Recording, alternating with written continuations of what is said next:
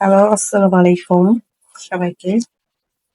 বর্তমানে আমাদের বাংলাদেশে প্রচন্ড তাপদাহ চলছে। মানে হিট ওয়েভ যেটাকে বলে এবং সাথে হিট অ্যালার্টও চলছে।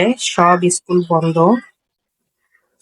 তো একটা ছোট্ট ঘটনা আসলে শেয়ার করার জন্য আমার ভিডিওটা করা। সেটা হচ্ছে আমি আমার মেয়ের কাছে পানি খেতে চাই। পানি খেতে আমাকে বললাম যে পানি খাওয়ানো হচ্ছে সবচেয়ে উত্তম সদকা।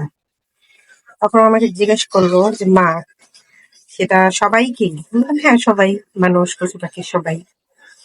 তখনই ও দেখি বারান্দায় চলে এসছে। এসে দেখি এই দেখেন একটা বাটিতে পানি দিয়েছে। একটা বাটিতে এখানে দিয়েছে কিছু চাল, মানে পাখিদের খাওয়ার জন্য। তো ও বলল যে এই গরমে পাখিরা কি করবে? এই কারণে ওর এই ব্যবস্থা। এই ছোট্ট একটা মানুষ, ওর মনের মধ্যে যে এত বড় একটা চিন্তা, আসলে আমার খুব ভালো লাগলো। তোমার কিছু বলার আছে? আম, এই গরমের মধ্যে আমরা যেহেতু সহ্য করতে পারি না পানি, এগুলা না খেলে অস্থির হয়ে যায়, গরম লাগে। ওদেরও তো দরকার কিছু খাওয়ার, ওরা পানি কোথায় পাবে? খেলে খাবে ড্রেনের পানি।